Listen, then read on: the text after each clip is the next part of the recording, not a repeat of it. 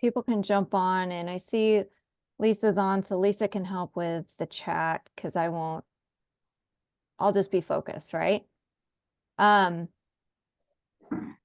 Lisa, do you want me to start or do you want me to wait just a couple more minutes? Maybe wait just like another minute. People are still jumping in, it looks like. Okay. Okay.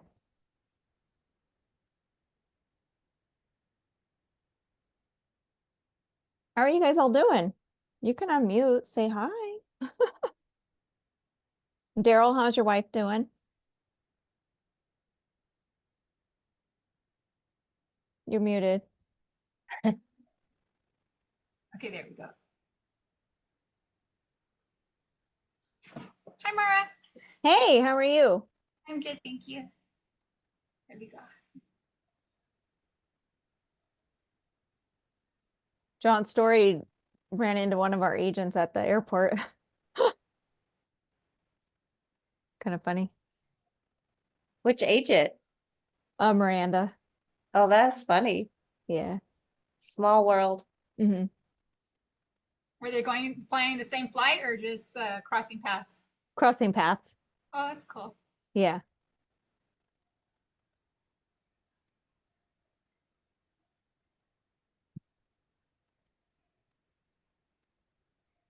This class we're gonna do, we're gonna go through buyer broker docs, but we're gonna go through all the docs for a buyer because I think you guys need a little refresher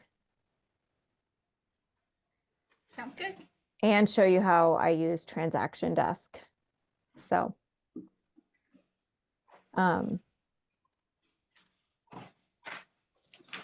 see. Okay, I found my unmute button. Oh, there you are. Hey, how's your wife doing? Keep tapping it and no response. Hmm. She feeling better? She's, just crazy, nuts. So, but hey, everybody's dealing with a little bit of something. Yeah, that's true, So 100%. just gotta hang in there, be positive, and yeah, write it out. Yep. So that's what we're doing. Well, and I like that about Bliss is that we can be there for each other and talk, like whether it's health issues, you got family life issues. Like I think, shoot, I feel like I've been through almost just about everything from Yeah, infants to teenagers, now adult kids and grandkids and dogs. yeah, And so, yeah. It's yeah, life, yeah, it's life. So ups and downs and all around. yeah. Well, good to see your So face. good to see y'all, everybody. Okay. All right, let's get going. This is Transaction Desk, which you access through the MLS. We can't see it, Mara. Oh, It looks like weird. a Okay. screensaver. All I see is a screensaver. I don't know if Okay. it's just No, I'm me. glad you said something. Okay. Let me. It's a really cool screensaver. Oh, yeah, I see that. Okay, here we go. So, Transaction Desk. This is where you write your contracts. Some agents are still using zip forms, but Transaction Desk and has Authentisign for free. So Transaction Desk is where you write your contracts and then we upload them into Suite Assist for transaction management, right? I know we have other classes in Suite Assist, but I just wanted to kind of go through refresher with you guys. Templates. I absolutely love templates. If you don't know me, I'm dyslexic. And I usually, if you saw all my tabs, I have over 100 tabs open for my brain. Create templates because it never fails. You're writing a contract, you're creating docs, whatever you're doing, and it's going to be at 10 o'clock at night. And you're tired or overwhelmed. Maybe it's your first contract and you're excited. You just don't want to forget anything. So the first thing is honestly create your templates. So I have a listing template, I have a purchase template, I have tenants, I have a rental listing, And then I've actually created just a buyer broker agreement template. And that would be, I'm taking a buyer out this afternoon. I'm going to show houses. So I just sent him over his buyer broker docs. And it doesn't mean we're writing a contract. So for me, I just created a simple template that just has the buyer agreement and the 7-day tour in here. And I'm going to show you. So templates in the documents and folders, I've uploaded the Bliss Realty buyer broker and the Bliss Realty 7-day tour agreement. So I can create that for any of my buyers, right? Sorry, my mouse got lost.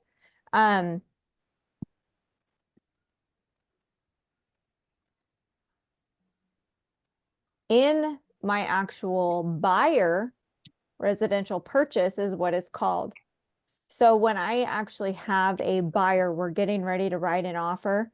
I'm going to create a transaction and I'm going to pull this template in and it's going to have everything for me.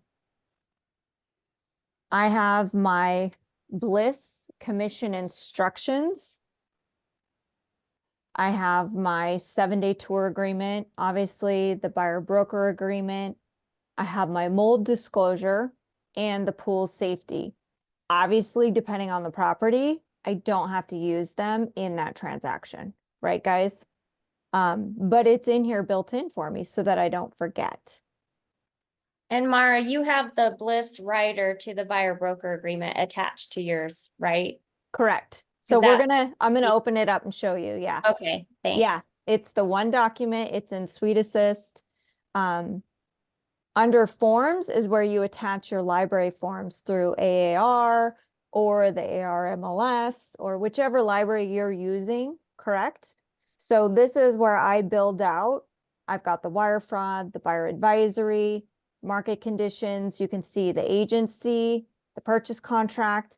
I've also attached the buyer broker agreement addendum in here because I might need to change my buyer broker form and we'll go through that.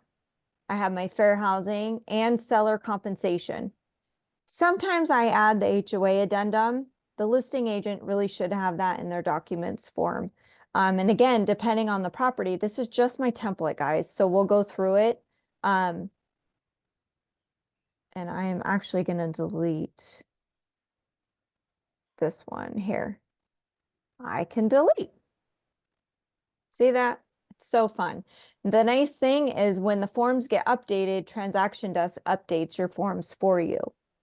So let's get into the nitty gritty. The 7-day tour. Okay, we created this for the Bliss agents.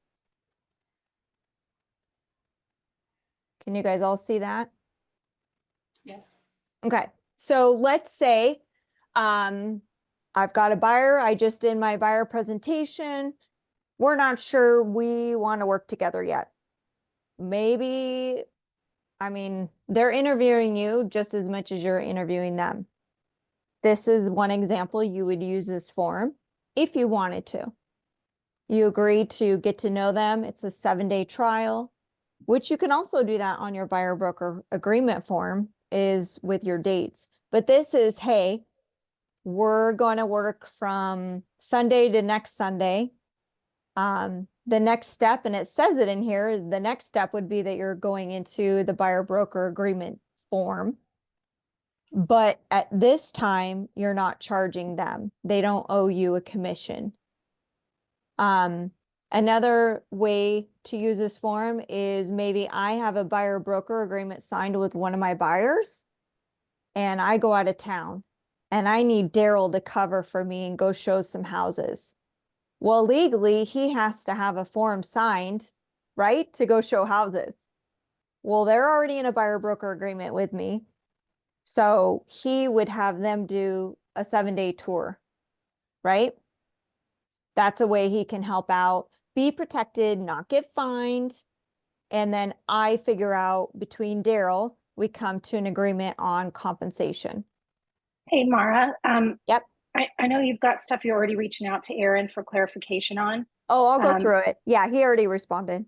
No, I'm not asking about that. I'm Oh, okay. saying for this, what that example Uh-huh. you just gave, if you have a buyer broker agreement Mhm. in place, he told us specifically that came up if we're showing a property for someone else in our brokerage, Mhm. do we have to have a new form signed? And he said the buyer broker agreement is an agreement between the buyer and the broker total. Mhm. So anybody in that brokerage is covered by that buyer broker agreement to show homes if you're out of town. So maybe if you're collecting a list of things to maybe ask about, because he I'll ask specifically him. said there wouldn't need to Yeah. be a different form. I'll ask him. I think this still is an extra. A layer, yeah, for sure. An Yeah. extra protection. I Yeah. get that. I just want Yeah. to make sure if it, I I'll don't know. I ask just, him. thanks. And I've known Aaron for over 20 years, him and his wife. His wife, Jitan, was actually in mortgage, and now she's a realtor. So, um, they're great. We came into this is just precautionary. And again, if you're just working with a buyer temporarily, I mean, I don't know if I want to work with everyone, and I think that's your right. You don't have to work with just everyone just because they're talking to you. So at least having this form signed is a form of protection. And that again is in Suite Assist in our company docs.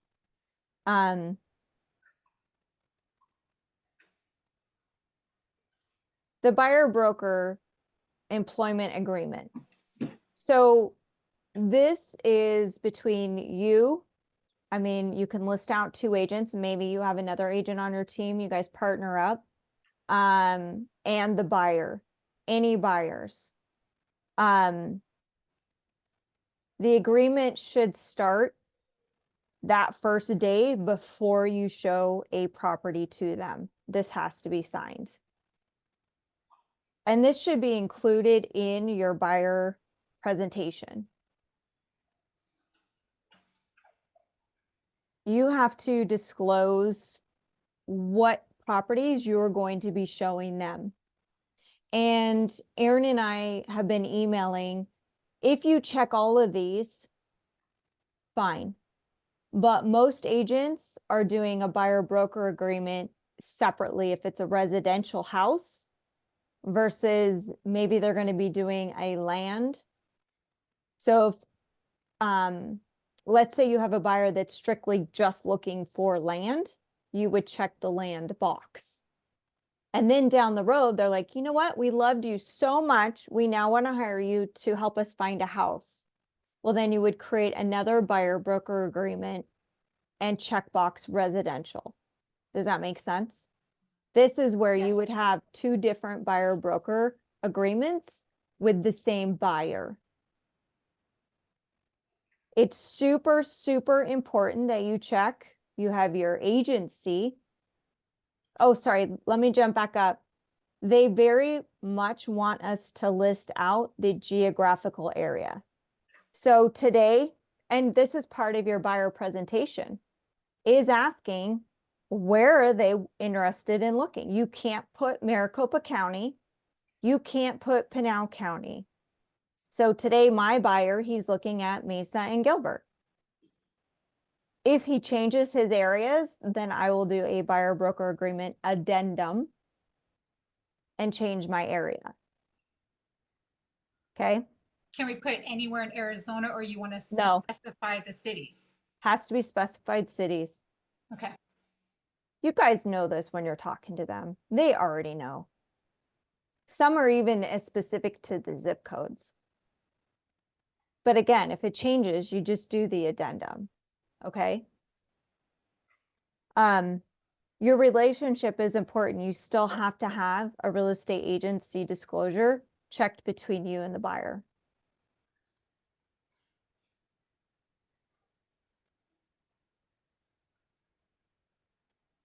Retainer fee.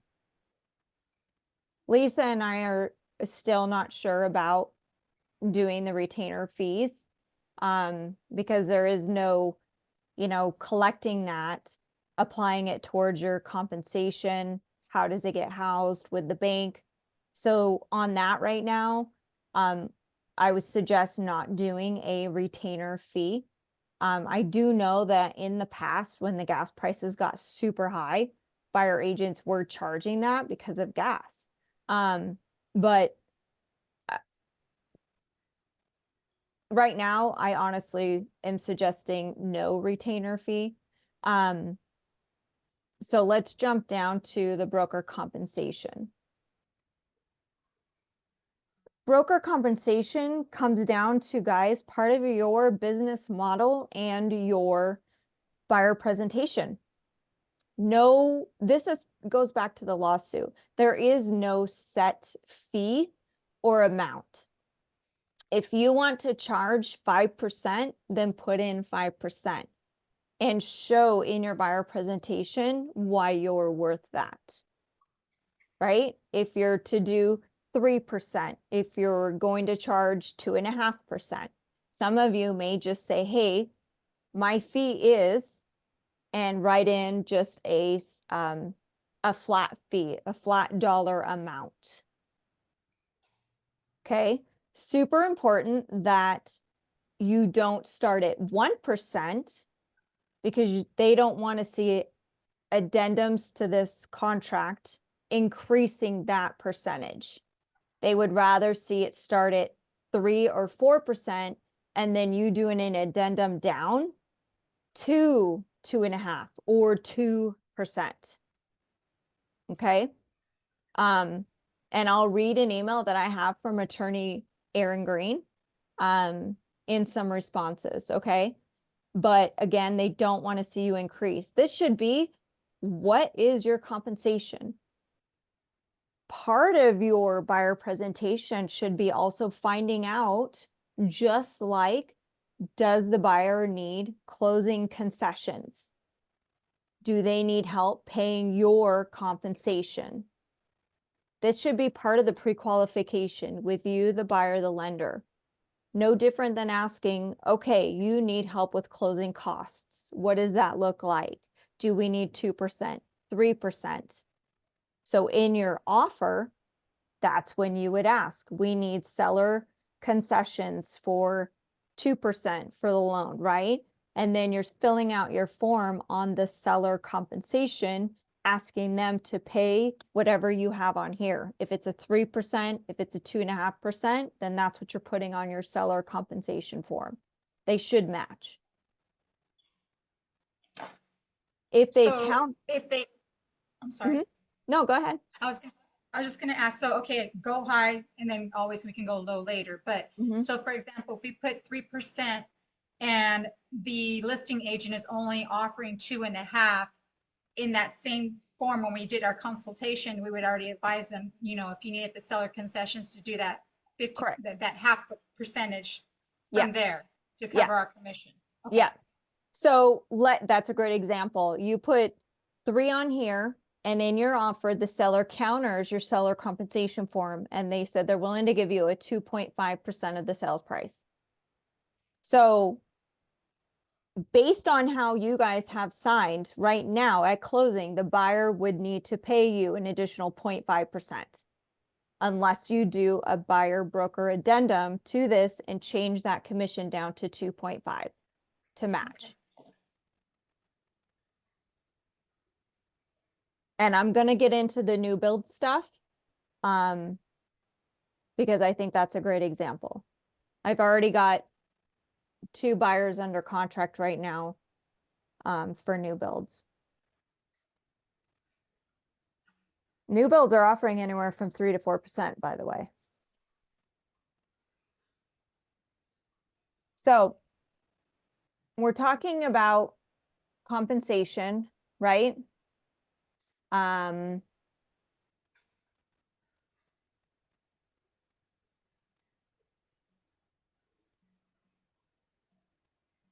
Compensation after expiration dates, you can put in here after this form expires. That's up to you. If you want to do 30 days, 90 days, What if they decide to go back and get a property or sign a contract on a new build, right? And you had actually showed it to them, and now this form's expired. You can also do an addendum to extend your dates on this. Are you putting anything? The dates you can do, it's between you and the buyer. Mhm. If they agree to do a 20-day, if they agree to do a 6-month. Again, it's a discussion. You have to go through this form with your buyer. Correct. I was just asking if Yeah. you personally are doing that with your customers. Are you doing like a 60-day just to be on the safe side, or I'll do 6 months at least, 6 months? or a year, depending on the new builds. So Mara, I have a question about the commission. So let's Mhm. say that my buyer truly does not have, and I've had plenty of these buyers. I mean, I had Oh, a yeah. buyer time that had like $30 left to his name. He couldn't even redo the carpet that he wanted to redo. So they don't have the money. They still have to sign saying that they are responsible for paying you 2%, 2.5%, 3%, whatever percentage it is. Yeah. That is so crazy to me. Yeah. I would not be able to sign if I didn't have the money. I'll be like, I would have to trust the agent that I'm telling them I'm going to pay them money. I'm not going to. So I'm basically lying to the agent because I'm like, I don't have the money, but I'm obligated to sign it. And I would have to trust the agent that they are going to change that later once they figure it out with the listing agent. This form is so strange to me. Yeah, and that's something I've kind of gone back and forth with Lisa. We're actually reaching out because, nothing should be in your additional terms and conditions. I have asked about, hey, buyer agent does agree, to work with the buyer should compensation change. Like, we're trying to come up with some verbiage so that we don't get in trouble, because again, there's nothing, it's your word saying, hey, I know you don't have these funds. I'm going to do my best to ask the seller to help compensate me, right? But if I get 2.5 and the buyer broker agreement form says 3, there is nothing protecting that buyer that really I'm going to do an addendum to change that. So, Right. so it's right now, it's on your honor system. So, Right, but, and we are asking yeah, not be open-ended. That's the whole point of the lawsuit. correct. Makes Yeah. it open-ended. Then what is the point of having a conversation? So we will see if there's any kind Yeah. of they will allow. Yeah. It leaves it open-ended because Yeah. then why do you even have an amount in there? If Yeah. you're having a presentation with your buyer and telling them, this is what I'm going to do for you, these are the services I'm going to provide for this amount of money, whether they have it or not, Yeah. you can't leave it open-ended. So we are working to see if there's any verbiage to allow, but that's why. Yeah. That is so crazy. To me, that is like begging for a lawsuit, like talking about, oh no, she said, he said, like she said she was going to get the commission from, Correct. the listing agent. And she said, I had to sign this document, even though I told her I did not have the money. And I signed it. And so to me, it's like that should be more of a reason for a lawsuit to this particular forum than anything else we've ever had in real estate history. It's really crazy to me how they are obligated to sign something that they don't want to, or, can't commit to. And then something else should be like, if I'm doing a transaction for my mom or my dad, I'm going to do it for free. Or if it's my best friend, I'll pay my brokerage fees and I'll take that money from them. And that's pretty much it. So you can't do free. So here's the thing.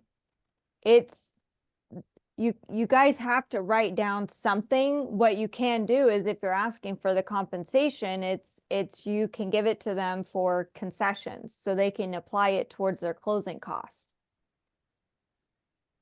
So I can't list my mom's property and not That's charge separate. for anything. That's that's a listing. Okay. Yeah. So, but if my mother is buying a house, I can't do it without charging her any commissions. Like I have to have the buyer broker saying that I'm going to charge her a certain amount, even though I'm not going to. See, that sounds so dishonest to me. Like you're just kind of like lying to the system, because I don't want to charge my mom. I don't understand. I know it has nothing to do with you No, ladies, but yeah. it's so It's crazy. just the new law and Flat fee though, too.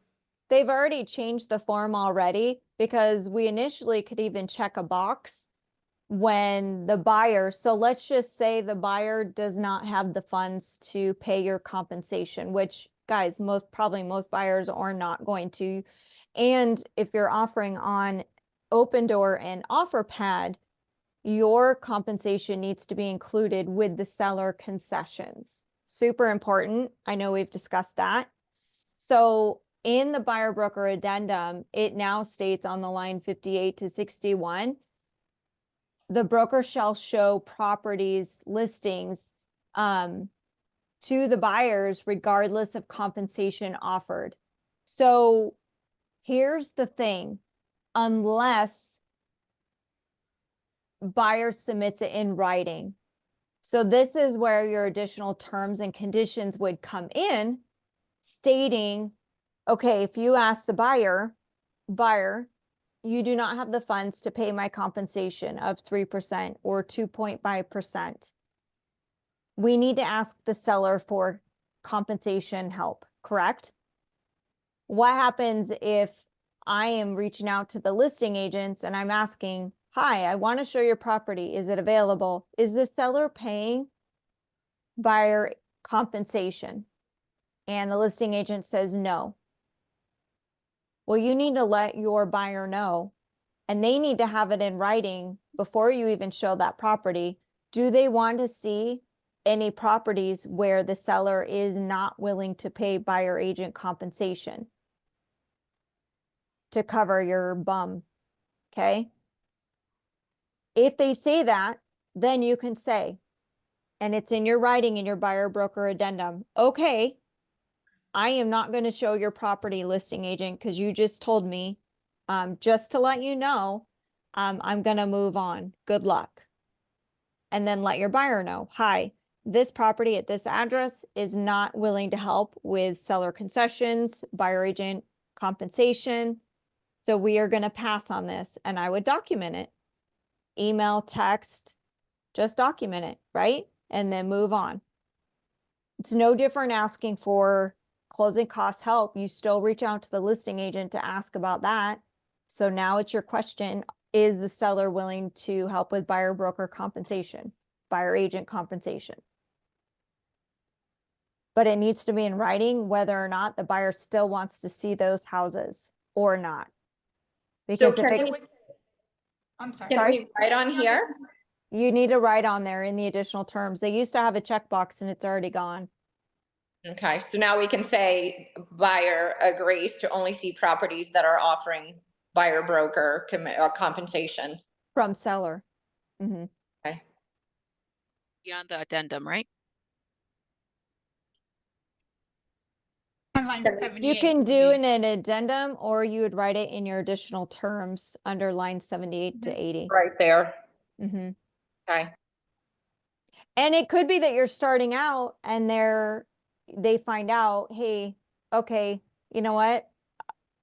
I really I'm at a loss. I mean, I think it's each situation, guys. You just have to take it. The more in your buyer presentation you're talking to them, it's no different than saying, okay, based off what you and your lender, we do need to get 3% of the purchase price to go towards concessions to help you with your closing costs, to help you to buy down an interest rate, whatever that looks like, right? You're asking the listing agent, hey guys, we need closing cost help. Okay, well, and especially when the market was crazy, how did you write your offers that way? Did you up your purchase price a little bit to help the seller net more? Because you needed a full 3%. Some of you maybe might even needed 4%. Don't get caught up in this. It's no different. Hey, okay, you can't pay me. Some buyers have money and they're willing to pay their agents, but it's still a conversation, part of your buyer presentation.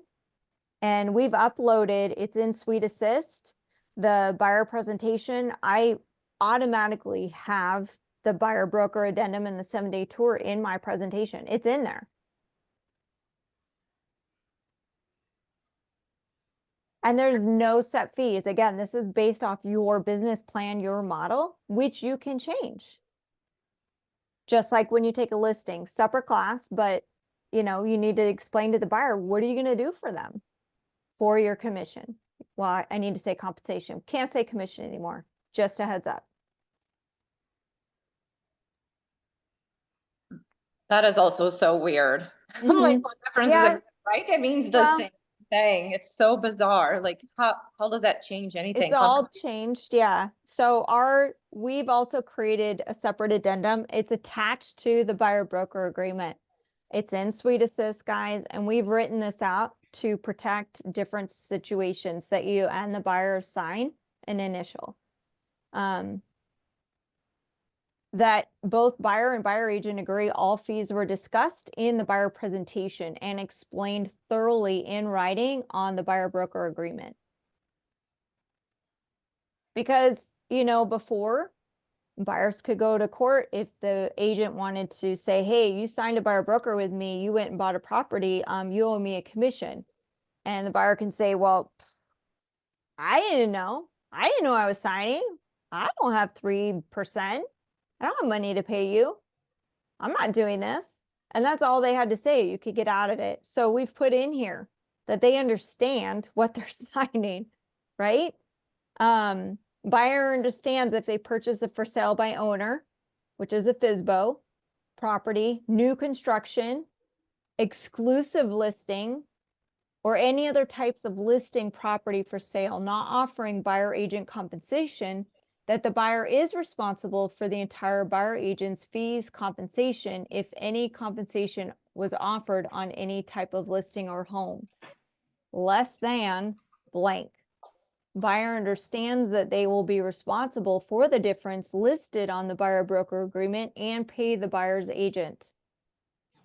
So if you're asking 2.5%, this should state 2.5%.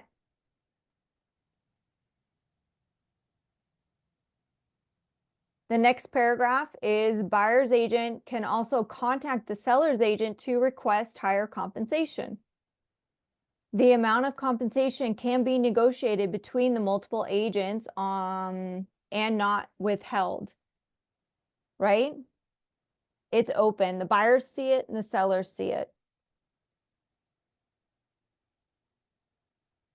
Buyer can request a seller concession as part of their offer and use it to pay the buyer agent compensation as stated on the buyer broker agreement. However, if the buyer is financing the purchase, they must confirm with their lender that the loan program allows the seller concession. Furthermore, the buyer agent must have an employment buyer broker agreement with the buyer to enforce their right to compensation. So just like finding out how much the buyer needs for their closing costs, their concessions, you've got to find out, is this going to affect their loan in any way? Huge with the lenders, guys.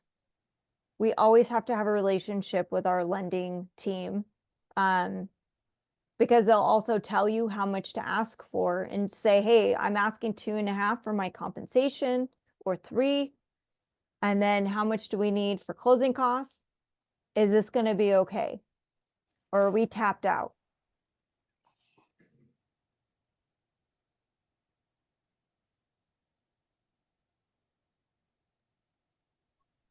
Is there a way for the buyer to authorize the agent to get paid whatever the listing agent is offering, or no? Like, So you're supposed to be putting in there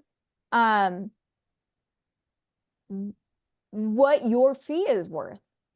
There's no set fee. That's the whole point of the lawsuit, is there is no. right, so could it be whatever it is that whatever Mhm. listing agent is offering, like that? No. No. So this gets signed before you take them out to show houses. This Right, has to be signed before you go and open that door. So there's no way for you to know what a listing agent is paying you.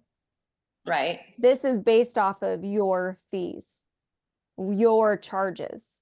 It can't be adjusted unless you're doing that addendum, and they want to see you going down, not up. You can't write 1% in there and then go, oh, well, I negotiated for 2.5. I'm going to do an addendum for 2.5. What Yeah. Trisha is saying.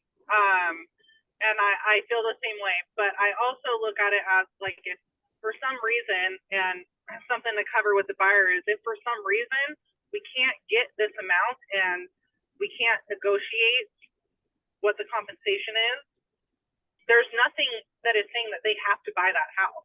Correct. So if you put in the offer and they you can't come to an agreement with the compensation, then it's up to the buyer, like, look, you can move forward with this, but you still have to pay me this amount, or, you know, you just move on and look at it, find somebody who will pay me, Yeah. you know? Well, and that's why you have verbiage in there to protect you too. So, yeah, so I think at the end of the Yeah. day, yes, they are committing that, but really the true commitment is when they sign their offer and there's no seller compensation, yeah, you know, because at the end of the I day, know. they don't have It's to buy that a house gap. that's not offering, that's not going to pay the agent. Correct. So anyway, And you put that verbiage in there to protect both of you. So Aaron and I've known Aaron a very long time. You know, he wanted to clarify the only time you would have multiple employment agreements with the same buyer is if you wrote it specifically that this buyer broker agreement is for 123 Main Street in Phoenix, and then that falls through, and then they go and decide to purchase on a multifamily. So you're jumping from residential maybe into commercial. You can do an addendum on your main one, or change, you know, instead of being so specific on the street address, you can say, hey, we were looking at Phoenix and now Tempe. Or your second is going to change now from residential to commercial, and you have a different compensation, because obviously land and commercial will pay you differently than residential. That's what we've seen a pattern of, right? Commercial pays more too. Sometimes. Yeah.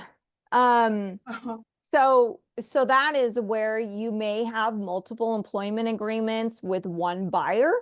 You could do one residential, you could have a separate one with land, because they really want you guys being specific on your commission, your compensation, I should say. That's my habit. Your compensation, and where are they looking to purchase. Their residential area could be completely different than where they're looking for their commercial, right? Let's say a buyer requests broker assisting them in purchasing either a home or a vacant lot. You know, parties can agree that the broker will earn a higher percentage of the full purchase price as compensation if a vacant lot is purchased. Can the buyer and broker agree to a variable compensation? Yes. The parties can agree to different compensation amounts for different services rendered. Best practice would be the buyer and the broker to enter into 2 separate buyer broker agreements. One buyer broker agreements for residential, and the separate one is for the land. So each buyer broker agreement would include the amount of compensation agreed to by the buyer and the broker of the services provided in that agreement. So this goes back to your buyer presentation. You guys are explaining your value, what you do, your years of experience, and you're telling, hey, my fee is 3%. And let me tell you, buyers are interviewing. And they're like, well, first off, I may not have that money. Second, I'm not paying you that. I think I'm going to move on to a different buyer that doesn't charge that much. Okay. So you're not working with that buyer. Unless you come back and say, you know what, I would love to work with you. I'll go down to 2.5. It's negotiation, guys, because there's nothing set in stone. If you and your business model is I'm 3%, no ifs, ands, or buts about it, okay. Then you're going to work with buyers that agree to give you 3%. Maybe you work it out that the seller compensates you 2.5, and at the end, the buyer's paying you the 2.5 compensation. So you're getting your full 3. Again, it's your business model, and your buyer presentations need to reflect what you're asking and explaining to them. How about this? A builder is offering a bonus to a buyer broker in excess of the compensation amount agreed to by the buyer on the buyer agreement contract. Can the buyer and their broker use the buyer tenant employment agreement addendum to increase the compensation amount? First and foremost, the buyer broker is prohibited from receiving compensation from any source in excess of the amount set forth in the buyer representation agreement. For this specific scenario, NAR settlement agreement does not expressly prohibit increasing compensation with the buyer expressed permission via a signed addendum to the buyer representation agreement. But there are concerns associated with increasing compensation to the buyer broker. The primary reason being that the broker owes a fiduciary duty to the buyer to act in the buyer's best interest. Increasing the buyer broker's compensation may not be in the buyer's best interest. In the event that the buyer proposes and insists that their broker keep the bonus offered by the builder, then it should be documented on the buyer broker agreement to show that the buyer had full knowledge, understanding, and willingness to pay their broker more money than was owed.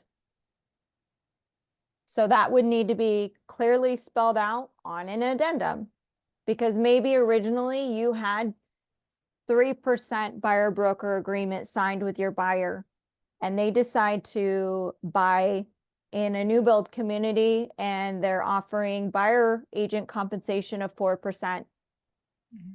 You need to openly show that and explain it to your buyer and see what they want to do. It is not your decision, right? Because you have an agreement with them of 3% compensation. If they say, you know what, you are freaking a rock star, you deserve that 4%. Okay, then I will write up an addendum clarifying that amount and that we both agree to increase my buyer agent compensation from 3% to 4%, right? If they say, no, sorry, I want that 1%, I'm going to use it for closing costs. Well, then you need to clarify that with the new build construction, the sales office in that team. Because it doesn't matter if they want to cut you a 4%, your buyer broker is on file and we will pay you 3% compensation. So does that also mean that, I just lost my train of thought. Yeah. I don't So- understand that, because the builder is offering the agent the commission, not the buyer. The buyer has nothing to do with compensation. The compensation is between brokerages. That's not anymore. It's between the buyer and the buyer broker, buyer agent.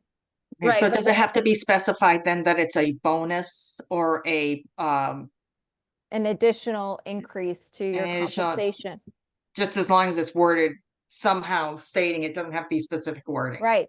Okay. So do your due diligence, just like, guys, this is no different than you're contacting the listing agent to say, are you guys, is the seller willing to help pay for buyer agent compensation? Yes So or the no? builder is now offering the compensation to the Mhm. buyer, and then the buyer is paying us the commission. Yep. Wow, I had no Say- idea that the That's what the buyer broker agreement is. The sellers are not paying agent on the buying side anymore. It is not, that's not there unless it's specified in the listing contract. So if I right buy now, a house without an agent, if I go to Lennar right now and I buy a house without an agent, they will pay me a compensation then? no, Well, they're paying the buyer, not the agent. that part has not changed. It doesn't matter. If you go as a buyer to a new build without an agent, there's just no commission. There's no buyer representation on the buyer side. That's where the disconnect is. So they really are paying the agent the commission, not the buyer. But then once you do have an agent, then they change it and they say, oh, we're not paying the agent the commission, we're paying the buyer, and then the buyer is paying Mhm. The agent, The yeah. buyer agrees to compensate their agent, whatever you guys state on that buyer broker agreement. Okay, so I cannot understand all these well, changes. it's part so of the, hard for me I to know. accept and wrap my mind around it. Because I'm like, you're not paying me anything, Mr. Buyer. I'm sorry. The buyer broker agreement, it's phony because they're not paying me anything. At the end of the day, it's still the same. Nothing has changed. The Lennar guy is paying the agent. The compensation has nothing to do with the buyer. The Lennar says they're willing to pay buyer agents compensation. Right. Has nothing to do with the buyer, but then that's never changed, the buyer like is agreeing or disagreeing. But that's never changed to them, right? Like it doesn't matter to them. Tricia, okay, so even a couple years ago when the market was crazy, the builders came out and said, we're not paying any co-broke. Right. Okay, so even if you represented your client at Lennar, unless you had a buyer broker agreement, you were not getting compensated. They just set those terms, right? If you had a buyer broker with your buyer, then the buyer is obligated to pay you a compensation. So now it's still the same thing. It's just the new builds are like, hey, we have inventory. We want you to bring your clients. We're going to pay you 3% compensation. We're going to pay you a 4% compensation. So I have a buyer right now. All they're looking at is new builds. All they're doing. So I'm going to write compensation in there that reflects what new builds are paying a buyer agent, right? I actually think, Mara, that that this could be a good thing for new builds because if it is, we've got builders offering more than 3%, and clients are like, well, you know, if it's a builder that's offering 4%. And I only have to pay my agent 3%, they may look at it as like, oh, I'm going to use an agent, then I might get an extra percent out of this. Versus why not? Now versus what it was before, where it was like, oh, well, I could just go by myself. Correct. You know, it's so awesome. it could be a way for you know, it's kind of an extra perk of using an agent. At the new build, like, I mean, it kind of sucks. You could be, you know, leaving 1% on the table, but I mean, if people start figuring that out, then they may, you know, be more likely to call an agent to take them to the new build. So I got an email today from a builder. Cool. That they're doing 4% co-broke. So do your homework. You can also have it in there stating if the buyer, the new build compensation is higher than on your buyer broker, right? Does the buyer agree to give you that extra 1%? That's a discussion between you and your buyer, guys. So I have a quick question because I'm getting a little confused with that, just because I did have a past experience with the builder, and originally they were offering 3%. This is before everything went into effect, but basically it was 3% they were offering, which I explained to my buyers that, you know, the builder's taking care of my fee, my services. Correct. And then they didn't pull the trigger. They kind of waited a little bit. Then we went back to the same builder. And then the builder said, oh, if you can get them to commit to it, we'll now give you 4%. So I ended up getting the 4%. So my question that you guys are confusing me a little bit. So if the addendum says. So pause. Now just write that. In that scenario, you would take that information and disclose it to your buyer, because you probably had a buyer broker agreement signed maybe at 3%. And then you would disclose and go, look, this is what they just sent me. Our buyer broker agreement is signed at a 3% compensation. So there's an extra 1% the builder is willing to offer. Do you want me to have it? Do you want to use it towards some closing cost? Like, oh, so the builder is offering that to, because when I spoke to the they're all different. They're all different. Because when I spoke to her, she told me it was to the selling agent. I would get 4% versus a 3%. So, but if you had a buyer, you're saying that if you had a buyer broker agreement, like I just read that paragraph, if you're getting a bonus or that extra 1% more than what you stated on your buyer broker agreement, then you need to get it in writing how to use that 1% with the buyer. Okay. So the buyer does have the opportunity to utilize that 1% for closing costs or give it to us. If you want, Okay. we're just stating, guys, that you can't just receive 4% because we're going to get a check from Lennar for 4% and Lisa has your buyer broker agreement on file for 3. You're only getting a check for 3. And then we And now have this I extra don't money. We We, would just do an addendum to it, basically saying, Uh-huh. and then let the buyers know that they have actually, because we closed, Yeah. it, you know, and now they're giving you 4%. Are Yeah. you okay with that? that I'll reread it again. Yes. And we'll send it out, guys. It's not, it's the whole thing is clarifying your compensation with the buyer. It all needs to be public. It's got to be out there. There's nothing knowledge. hidden about it. Yeah. And What okay. made me feel better was Stephanie, the way Stephanie explained to me, you know, Mhm. and which is true, you know, a lot of these buyers don't know anything. They only know what they're Mm-mm. coming to you as the expert, but now we're explaining it to them. Mhm. So I think it It's should be part of good.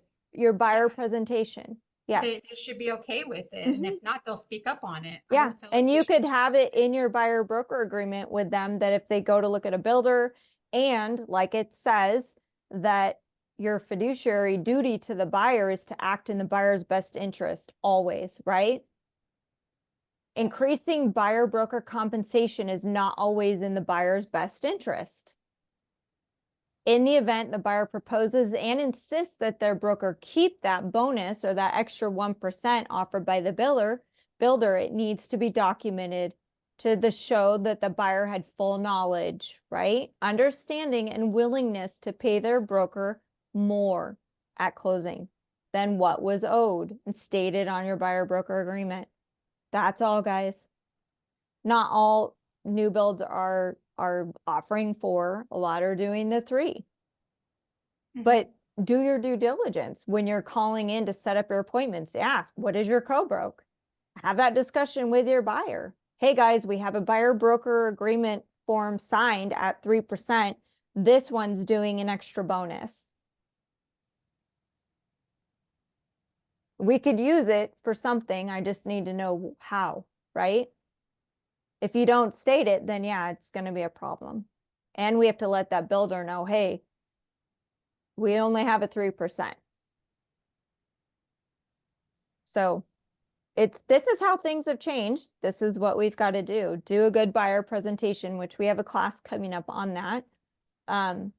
Your business model, your plans, everything should be around your client, right? And also, how are you going to take care of them? The new construction, I'm there at contracts. I'm there at design center. I walk that land the lot every couple of weeks, taking pictures, helping them out, walking through it, closing, doing their walkthroughs. So at what point, what's your value with a new build, new construction?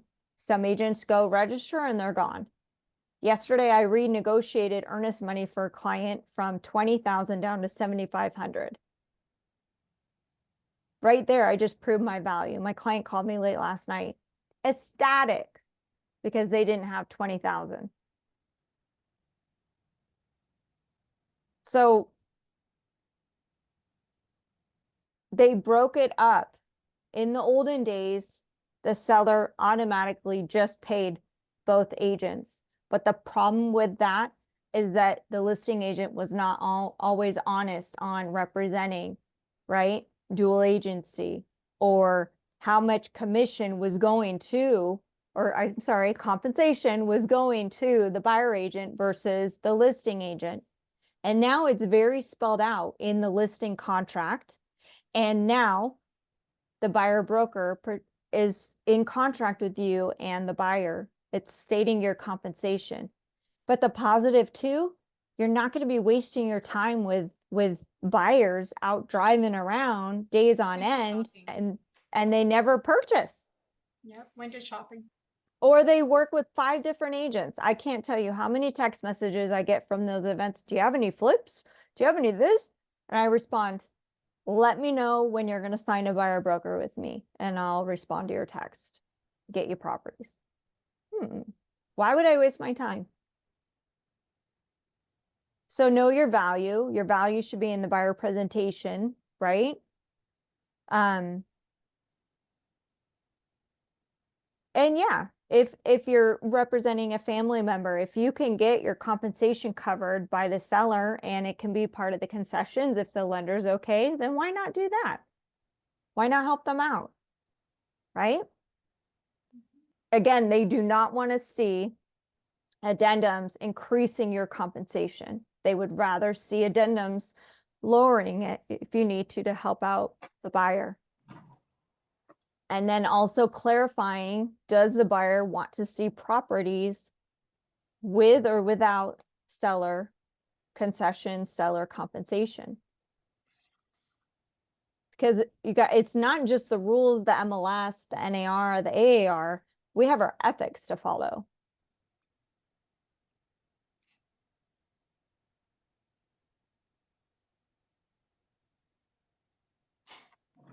And take time to read the forms, guys. Just take time to read them. Process it. You got to read these forms. We're not attorneys, but you guys have to know what your clients are signing. Just like going through the contracts with them. You know, why would they sign a mold disclosure? Why would they sign a buyer advisory? This is all part of your buyer presentation, is going through all the docs that are involved and answering their questions. Time frame. How much can they afford? Are they cash? Do they need a loan? What do they need help with? Right? Listings separate, because this is, we're just going through the buyer docs. So the goal wasn't to frustrate you guys or to cause any more confusion. It's just, let's make sure we're filling out the forms correctly, that we have all the docs required. We honestly hate kicking back forms and going, hey guys, fix this, fix this. Like, that's just a waste of time. So reach out, broker support, if you guys have questions. There's no silly question, but yeah, this is a major lawsuit that got settled, and we have to do things this way.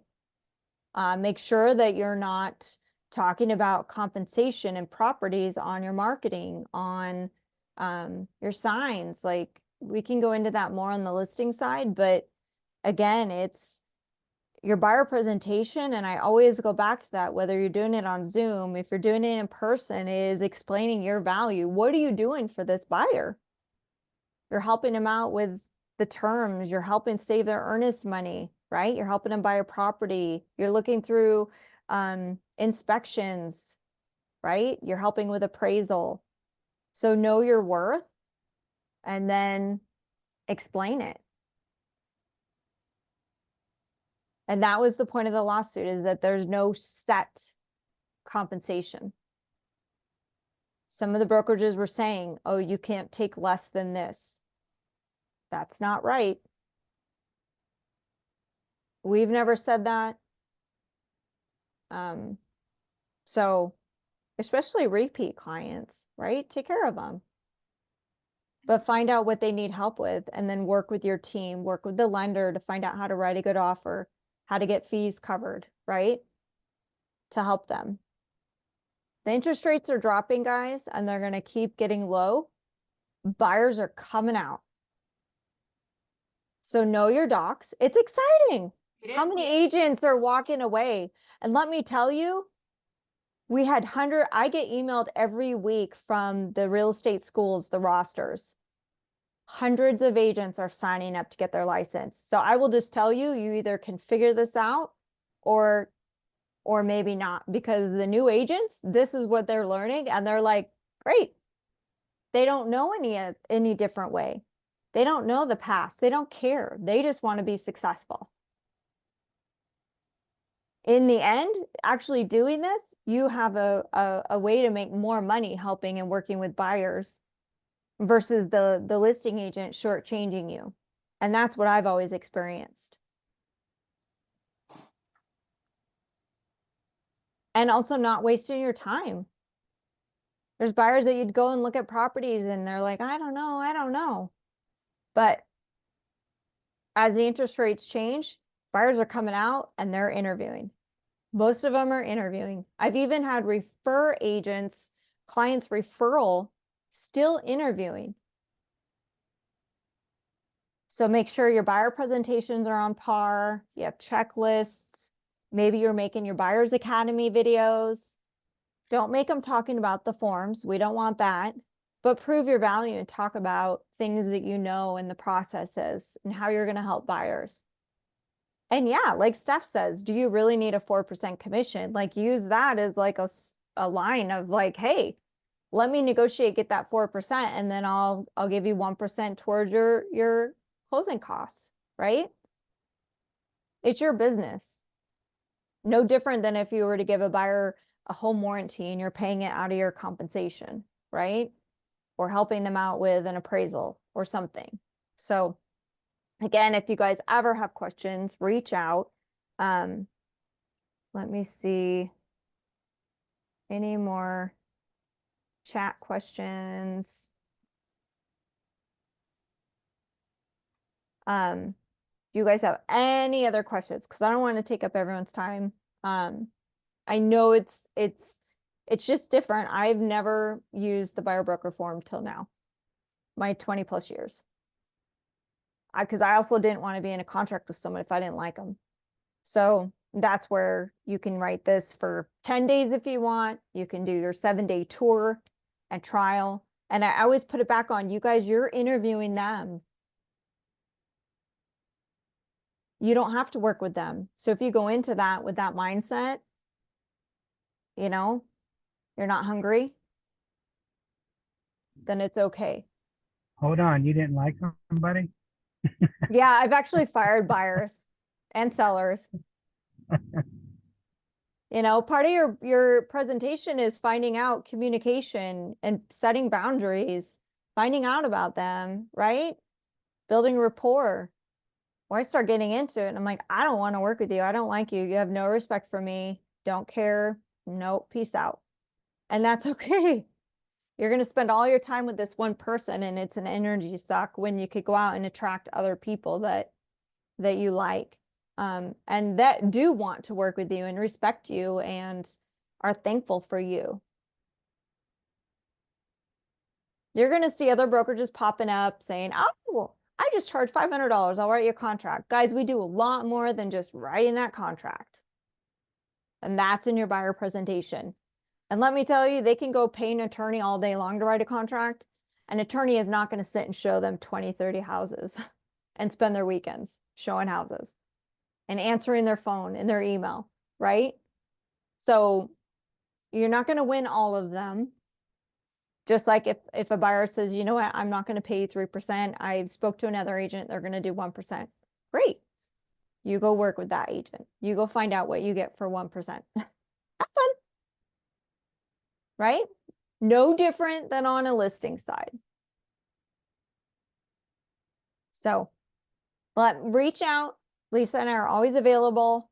You know, shoot emails. You can text me, call me. We can walk through stuff again, different scenarios. But make sure you guys know your docs. Read them. I think that's the biggest thing is we as agents don't read the docs.